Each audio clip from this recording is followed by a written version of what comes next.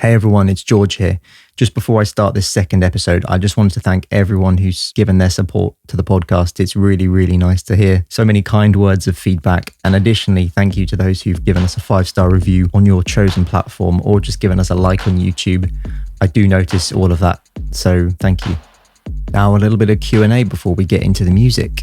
So I did get asked, how do you do the podcast voice? I just talk. To be honest, when there's a microphone in front of me, I think I naturally lower my tone, but I'm afraid there's no funny answer in there. Sorry. Claire asks, what's your favourite podcast? Great question, Claire. Shout out to you. Thanks for asking. I love the Waveform podcast, which despite the name is actually about technology, not about music. It's hosted by Marques Brownlee, who is a YouTuber / tech reviewer. And anyone who knows me knows that I'm obsessed with all that kind of stuff. On a slightly different note, I have really enjoyed listening to the Bellingcat podcast. It's quite tricky to listen to sometimes, to be honest, but again, so interesting learning about this open source journalism and investigation and all that kind of stuff. I'm not really into podcasts about crime and stuff, but this is a very, very well made show. This one's from my number one fan, my girlfriend Maddie. She asks, who are your upcoming guests? And without revealing too much, this week it's me. And then the following week and the week after and the week after and the week after, I have 4 different and very unique people coming to talk. So you'll find out in due course. Did you make the music for the episodes? Yes, I assume you're talking about the intro outro theme, in which case, yes, I did just kind of whack that together in about an hour. I was just thinking about some music that really is unintrusive and you can talk nicely over. So there's not a lot of high frequencies in there. It's quite dark. I like the vibe. I composed it on a digital audio workstation, or DAW, or DAW, as some people refer to it as. My DAW of choice is Ableton, and I'll talk a lot about that today. Everything on Ableton is shown as a timeline. So to the left, you have the start of the song, and then you just have this infinite scroll over to the right. From there, you can add an unlimited number of audio tracks, essentially, whether you're recording a live instrument from a microphone, or just recording from a MIDI keyboard, or even drawing in the notes yourself. What makes a track really sound good is your choice of instrumentation. So how many layers of drums you're using, whether you've got synthesizers, and whether the voicings of them really match nicely. From there on, you can think about audio effects, so how you manipulate that sound once it's down on the timeline. This could be anything from an EQ, which means you are taking away or adding certain frequencies, or a reverb, which means you are designing the space in which the sound is playing. I really love all the possibilities you can get here, but I will talk about all that in more detail in the episode, so let's get to it.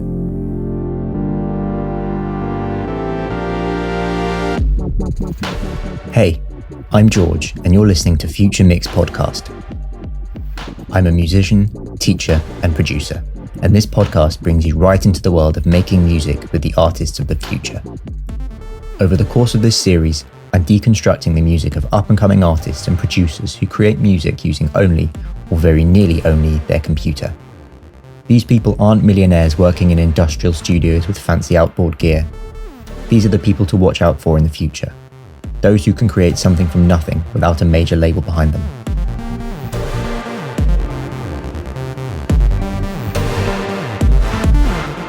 In today's special second part, I'm going to be looking at a bit of my own work. A remix of Sove's Always the Same that we heard previously. Although we had a lot to talk about last time, I really wanted to explain a little about my input and talk about what I use to make music on my laptop. I write music on a MacBook, and I have done for a few years now. I do bits of Logic Pro 10, but my main workstation is Ableton Live 10. I guess I've just become really accustomed to the way it looks and feels, and to me it never gets repetitive, even if I'm making similar music every day that doesn't necessarily lead anywhere. It's just a really nice place to be. I think another huge benefit to Ableton is the way the audio effects work, the way they all form a nice little line at the bottom of the project so you can visualize the path that the sound is taking and adjust parameters without opening up a bunch of other windows. These little things, whether a delay or a reverb goes first, or whether you're EQing into compression, they're also important in solo music production. Now, the first thing I did when Ben sent over the stems was drag them all into Ableton and have one solitary playthrough. The song hadn't been released at this point, so it was the first I'd heard of it. The reason I only listened to the whole thing once was because I wanted to base my remix on my first impressions of the tune, so I could pick up on the stuff that really stood out to me. When I listen to a song too much, I find I get so used to it that I can't imagine it any other way. This makes putting my own stamp on it a little more difficult. Next, I looped some bits and soloed lots of tracks to see what might be hidden away, kind of like how we deconstructed the original on the last episode of the podcast. The first thing I did was solo the main synth in the drop. What I love about this motif is that it goes the whole way through the song pretty much, with some augmentations, so I wanted to build on this. You'll hear it come in during a lot of the verse and super aggressively in the drop. For the bits in the verse, I pitched it up an octave or two sometimes and sat it right at the back of the mix. It was a nice way of keeping continuity. I wanted to make everything a bit heavier in general, so I took that awesome synth riff from the chorus and put it into the verse instead. That way I knew I had to build from there.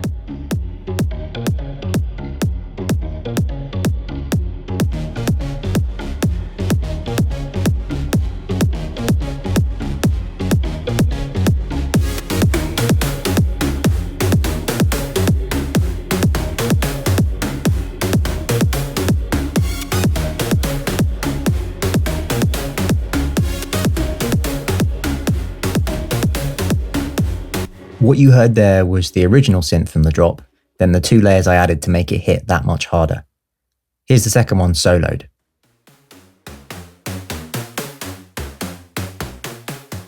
I also like to use little stabs to reinforce the main melody at certain accented moments, like these ones.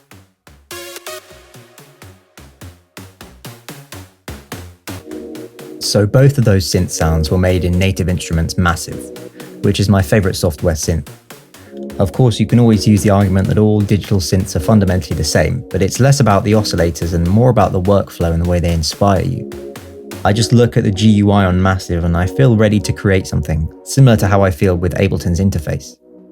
Sure, Massive is a bit outdated cosmetically and even lacks quite a few features that modern subtractive synths have, but it works for me, and that's all that matters. I'm also using Massive for these filtered plucks throughout, which actually leads me quite nicely onto the topic of chords.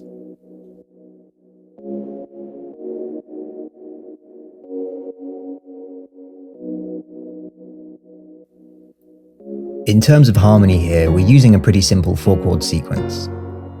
It's basically E flat minor to G flat major to B major, then D flat major, on repeat.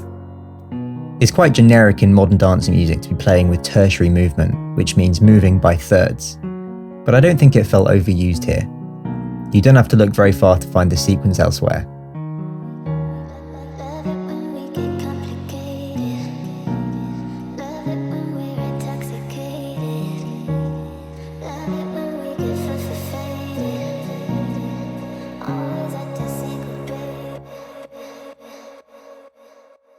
I really love arpeggiators, and I feel like nobody uses them these days, which is kind of a shame. There's something really cool about just letting the metronome do its thing and pressing down on a random chord, then hearing loads of pretty semiquavers all programmed in.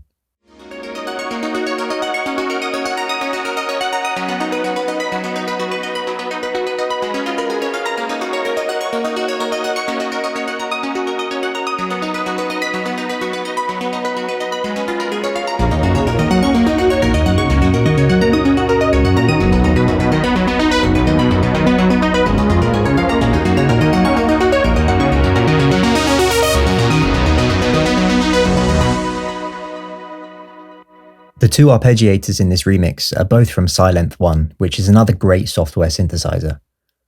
I think they were just my variations of basic presets. A lot of the time I'll stumble upon a sound I really like from a batch of presets, then I'll just mess around with some of the parameters until it sounds radically different. I'm just not a fan of starting from a blank patch with a sawtooth wave and nothing else. It's really nice how some of those notes pop out as the filter opens and closes.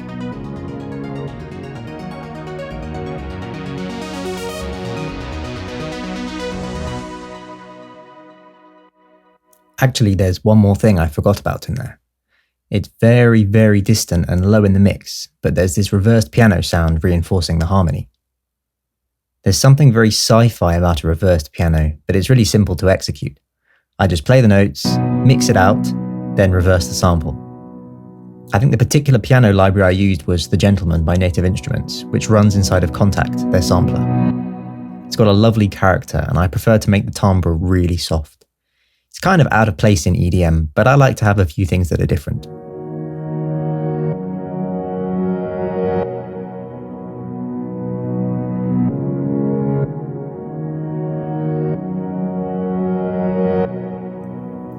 And with the plucks,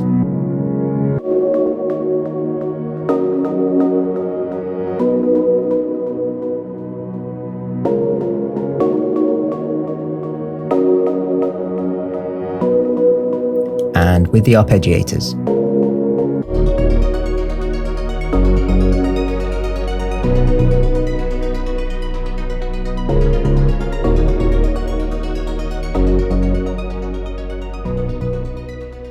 We're going to take a quick break and I'll be right back with more remixing in just a second.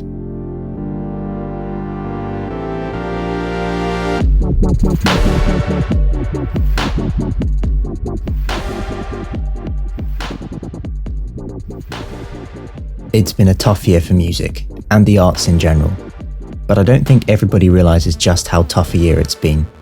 For people who don't work in this industry, it might seem to be a huge inconvenience, not seeing a gig, not being able to meet at the club, but it's so easy to forget that for some people, it's not just a loss of social life, it's a loss of professional life and a complete career destroyer. Now, I've been okay.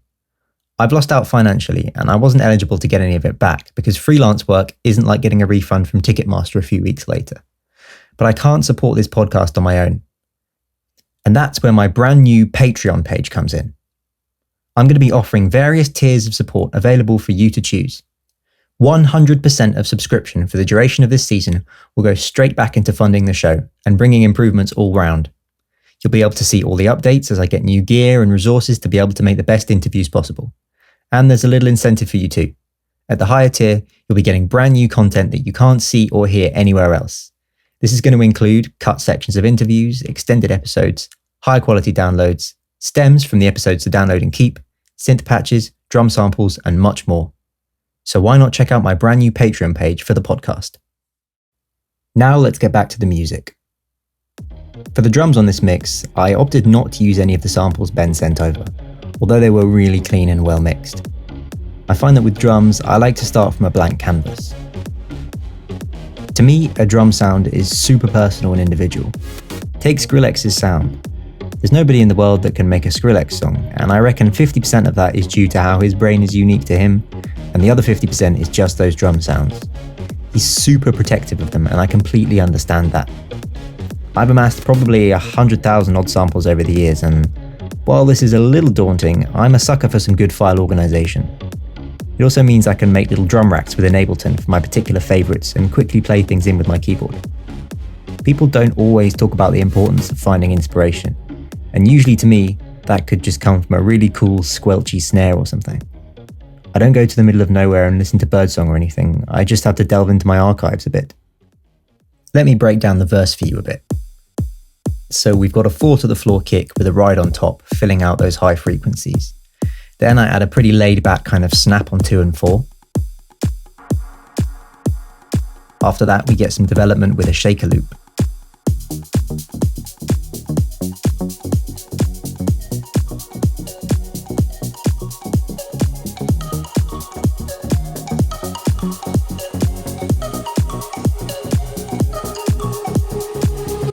That bass line in there is the key to keeping this interesting. It's just bouncing between the root and the octave above it, but it's really syncopated and pushes away from the 4 to the floor stuff on the kick. Since everything is to some degree sidechained to the kick, it really punches through. Sidechain compression means that when the kick plays, the audio I've routed through the compressor ducks down to compensate for the signal of the kick. It's such a widely heard sound nowadays, but most people might not recognize it without it being demonstrated. I'll just show you over the piano chords from earlier.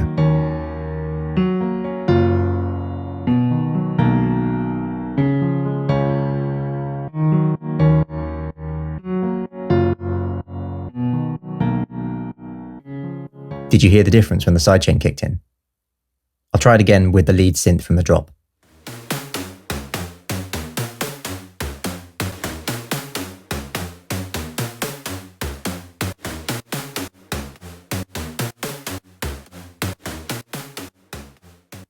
Did you hear it there?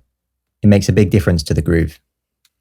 If a drum hit coincides with a synth stab or a big moment in another instrument, you would have got this horrible doubling of the sound and a big spike in dynamics.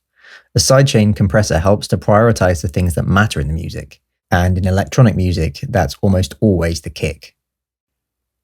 In the build of the song, we lose the sidechain and the drums initially, but just before the second drop, I used some acoustic samples from Get Good Drums. They're an amazing company that make libraries for Kontakt, and I really appreciate just how forensic you can get with the mixing.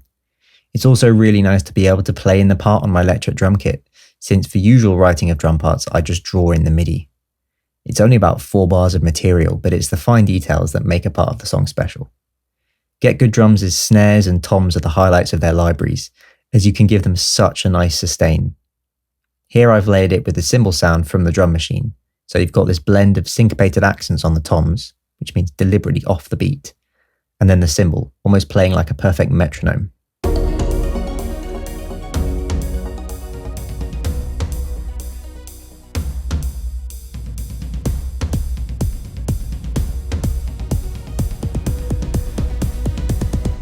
Finally, in that drop, it's where all the drums come to a head and the groove really makes sense. I'll flick through a lot of samples before I find a kick and snare that gel nicely.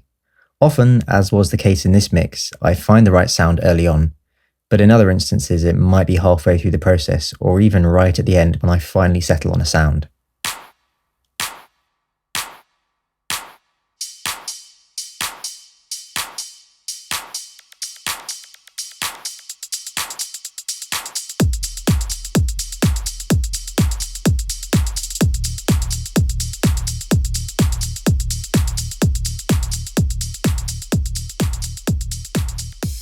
There's a lot of adjustments being made all the way through the compositional process, and I'm really fussy about compression on the drum bus.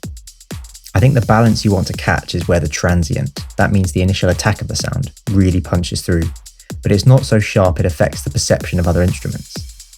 Probably the most important plugin here on the drum bus is Supercharger GT, which is a compressor I use.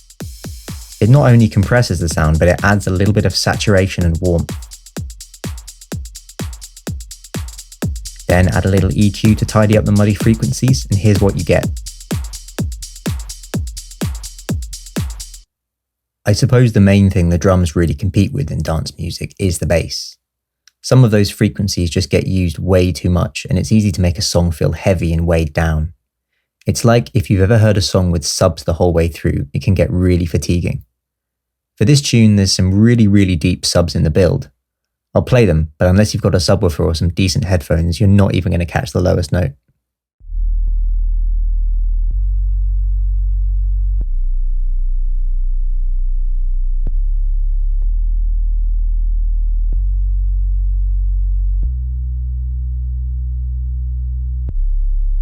Then in the drop itself, I use a much more harmonic filled bass sound to follow every kick. This one has some shape to it, and the notes resonate a few octaves above. This means they're audible even on smaller speakers that aren't able to produce things below, say, 100 Hz. It's a kind of psychoacoustic trick to make more of an impact in the drop, and they're really noticeable on things like AirPods, laptop speakers, and other systems with very limited bass response. Subs are super powerful, but not in an aggressive way like these. You can hear if I apply a high-pass filter at 150 Hz, meaning I'm gently cutting out everything below that frequency, then during the drop there's still a lot of that upper harshness audible, but for the sub, all you can hear is the occasional click of the note. There's really nothing else there, just the low octave, which means it's not interfering with anything else. Now, other than changing up the order and upping the tempo, the vocals didn't need much altering, just a few little sprinklings of reverbs and harmonizations, usually an octave, or maybe a fifth like in the second build. This mix was pretty much all about making a really hard-hitting version of the original, something I was really desperate for, having been in lockdown for several months when making it. One cool thing I did do though was turn a vocal sound into a kind of riser effect. This was very similar to how I did the reverse piano, so I basically added a bit of reverb to one slice of vocal note, then I mixed out the sound, then I reversed it and played around with the pitches a bit. Love it when we're intoxicated. Love it when we get faded.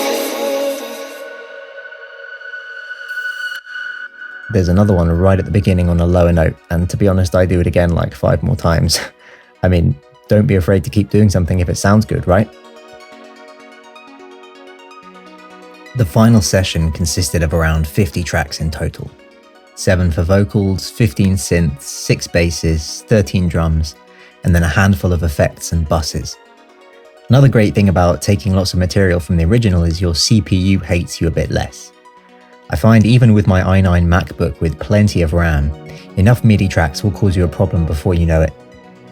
Of course, you can always commit to freezing or flattening to audio in Ableton, but I don't really like committing to that early on. In this instance, I manually saved a few different versions where I changed the direction of the song drastically, so I always had some records of before it all went wrong, if it did. I did all the mixing and mastering in-house, as I like to be in control of all those aspects. My philosophy is essentially top-down mixing, which means I'll put some plugins on the master bus before I alter things at a more precise level. It's quite a common thing to do, as one EQ adjustment, for example, will affect absolutely everything coming into it. It's fast, and as I've usually got the sound I want in my head before I even start, it wouldn't make much sense to approach it differently, I don't think. And that's what it comes down to, really. Personal taste. I hope you enjoyed seeing things from my perspective a little bit today, and I can't wait to be back with some more music chat in the near future. I have a really awesome episode coming out soon for the 3rd in the series, and that'll bring us past the halfway point in Series 1 of the podcast. Don't forget to check out my brand new Patreon page, I'll link it below. As a subscriber, you'll get to download and keep all those synth patches I talked about, and I might even chuck in a drum sample or two. Until next time, stay healthy.